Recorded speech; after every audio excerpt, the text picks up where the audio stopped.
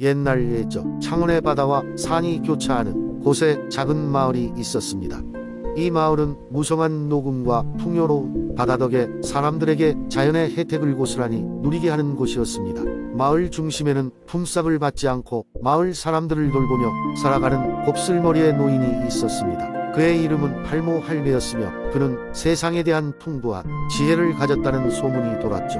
마을 사람들은 어려운 일이 있을 때마다 팔모 할배를 찾아가곤 했습니다. 그의 지혜와 지침은 언제나 맞아떨어졌습니다. 어느 날 마을 바닷가에 회오리 바람이 불어 닥쳤습니다. 바람은 점점 강해졌고 배경으로는 바다에서 이상한 소리가 들리기 시작했습니다. 물결 소리라기엔 불길하고 요란한 울림이었죠. 마을 사람들은 불안에 떨었습니다. 이에 마을의 젊은이들은 문제의 원인을 찾기 위해 바다로 나가려고 했지만 팔모 할배는 그들을 막으며 말했습니다. 이것은 단순한 바람이 아니라 자연의 신들이 우리에게 보내는 경고일지도 모른다. 차분히 기다리기로 하자. 해가 질 때쯤 나는 답을 찾을 수 있을 것 같구나. 마을 사람들은 팔모 할배의 조언에 따라 흥분을 가라앉히고 그날 저녁이 지나기만을 기다렸습니다. 시간이 흘러 해가 점차 지고 그때 창원의 산 꼭대기에 어렴풋이 황금빛이 보였습니다. 팔모 할배는 그 빛을 바라보며 자리에 앉아 명상에 잠겼습니다. 갑자기 그가 눈을 번쩍 떠 말했습니다. 모두 바다로 가자. 그러나 힘있는 자들만이 아니라 마을의 모든 사람이 함께여야 한다네. 마을 사람들은 팔모 할배의 뜻을 따라 바닷가로 향했습니다. 바닷가에 도착했을 때 그들은 놀라운 광경을 목격했습니다. 바람이 잦아들지 않은 바다 한가운데에 대여 돌고래들이 원을 그리며 춤추고 있었습니다. 돌고래들은 마치 마을 사람들에게 말을 거는 듯했죠. 그 순간 팔모 할배가 눈을 가늘게 뜨고 읊조렸습니다. 한 배를 탄 우리가 협력하지 않으면 이 마을은 영영 이 바람을 피할 수 없을 것이야. 마을 사람들은 서로 손을 맞잡고 함께 목소리를 모았습니다. 그들이 합심해 창원의 자연과 공명하자 바람은 서서히 약해졌습니다. 돌고래들도 마지막 긴살을 남기고 바다 깊은 곳으로 사라졌습니다. 그날 이후로 창원 마을 사람들은 자연의 경고에 귀를 기울여 협력하고 그들의 공통된 목표를 위해 힘을 모았습니다. 그리고 바람과 바다의 유대를 끊임없이 존중하며 그들과 함께 살아가게 되었습니다. 이것이 창원의 전설이며 마을 사람들은 그날을 계기로 더 나은 공동체를 이루게 되었다고 합니다. 두 번째 이야기. 한때 군산의 작은 어촌 마을에는 전설이 내려오고 있었다. 이 전설은 바닷속에 숨겨진 신비의 섬, 그 섬을 찾으면 오랜 소원을 이룰 수 있다는 이야기였다. 마을 사람들은 이 이야기가 어렸을 적 할머니들이 들려주던 옛날 이야기라며 대수롭지 않게 넘겼지만 사실 마을에는 그 섬을 진심으로 찾고 싶어하는 이들이 많았다. 그 중에서도 가장 열정적인 이는 젊은 어부 희준이었다. 희준은 어렸을 적 바다에서 실종된 아버지가 돌아오기를 소원하고 있었다. 아버지는 폭풍 속에서 어선을 타던 중 사라졌고 그 뒤로 아무 소식도 들을 수 없었다.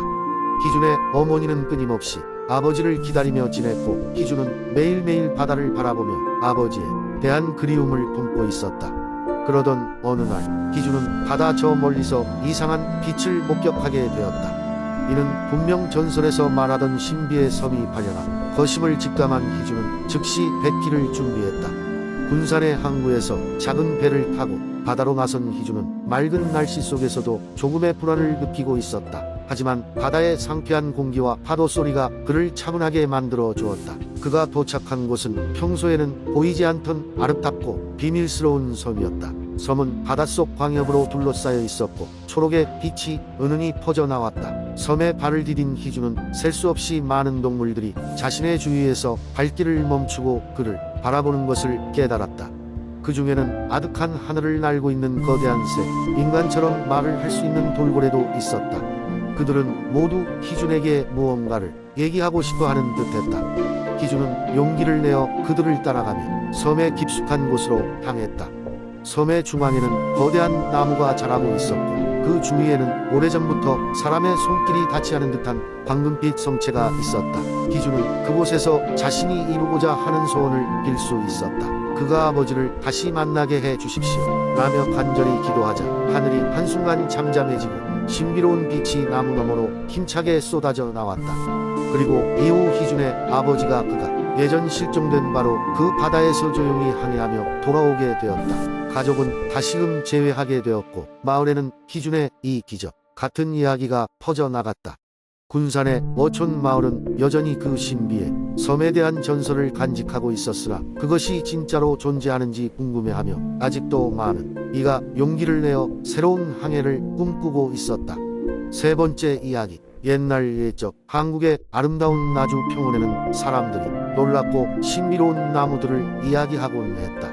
전설에 따르면 나주 평원 한가운데에는 수백 년 된 느티나무가 있었다고 한다. 이 나무는 보통 나무들과는 달리 밤이 되면 은은한 빛을 발산했으며 그 빛은 달빛보다 환하고 모든 방향으로 퍼져나갔다. 사람들은 이 신비로운 나무 아래에는 강력한 힘을 지닌 보물이 숨겨져 있다고 믿었다. 이 보물은 다양한 형태로 전해졌는데 누구는 영원한 젊음을 주는 셈이라고 하고 또 누구는 온 세상에 지혜가 담긴 고서라고 했다.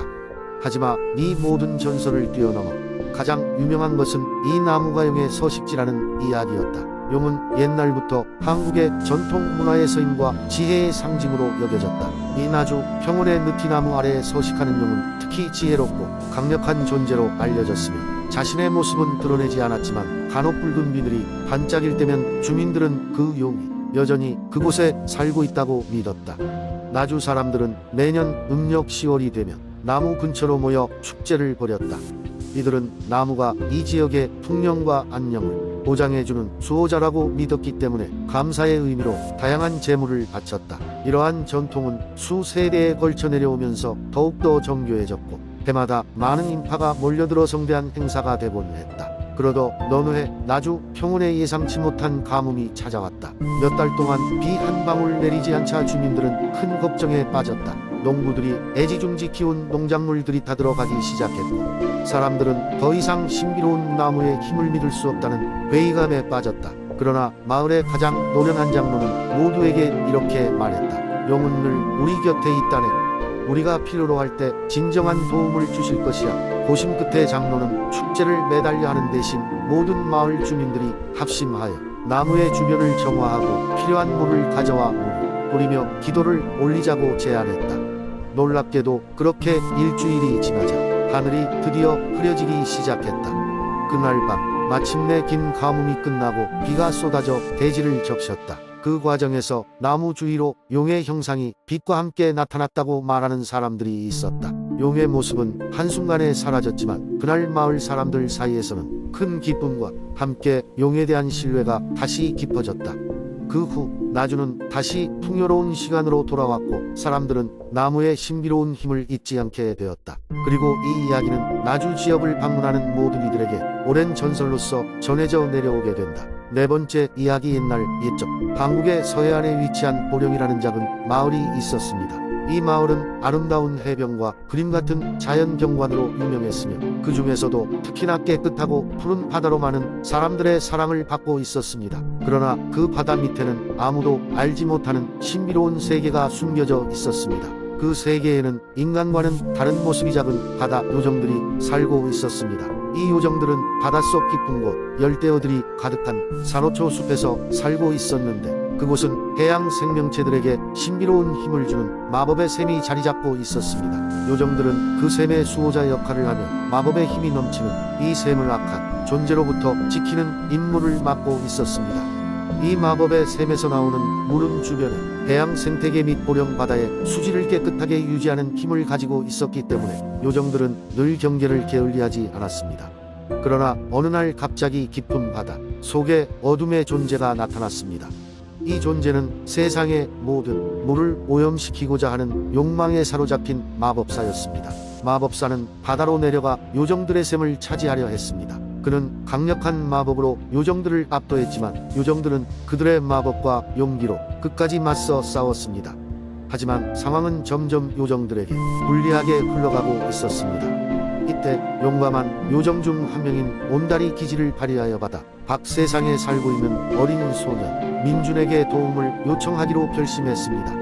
온달은 물속에서 반짝이는 조개 껍질을 물 위로 띄워보냈고 해변에서 놀던 민준은 그 조개 껍질을 발견했습니다. 조개 껍질의 빛을 따라 물속을 바라본 민준은 마법의 샘과 요정들을 보게 되었고 그들은 민준에게 도움을 청했습니다. 요정들은 민준에게 마법의 반지를 주었고 이 반지는 민준이 바다 속에서도 호흡할 수 있게 해주었습니다. 민준은 반지를 끼고 바닷속으로 들어가 요정들에게 합류했습니다. 그는 마법사가 요정들에게 공격을 가하는 순간을 보았고 두려움 속에서도 결코 물러서지 않았습니다. 민준은 요정들과 함께 힘을 합해 마법사의 공격을 막아냈습니다. 민준은 그의 순수한 마음과 용기로 마법사의 어둠을 물리칠 수 있었고 요정들은 다시 한번 마법의 셈을 지킬 수 있었습니다. 모든 것이 제자리로 돌아오고 바다 속의 요정들은 그날을 기리기 위해 민준에게 특별한 선물을 주었습니다. 그것은 바로 자신들의 세계를 볼 수 있는 특별한 조개였는데 민준은 언제든지 이 조개를 통해 바다 속의 신비로운 친구들을 만날 수 있게 되었습니다. 민준은 이 모험을 통해 용기와 우정의 소중함을 깨달았고 그의 이야기는 오랫동안 보령의 전설로 남게 되었습니다. 그리고 오늘날도 여전히 보령의 사람들은 깨끗하고 맑은 바다를 자랑스럽게 여기고 있습니다. 민준의 이야기는 어른들의 아이들에게 전해졌고 그 신비로운 이야기는 보령의 바다를 더욱 아름답게 만들어 주고 있습니다.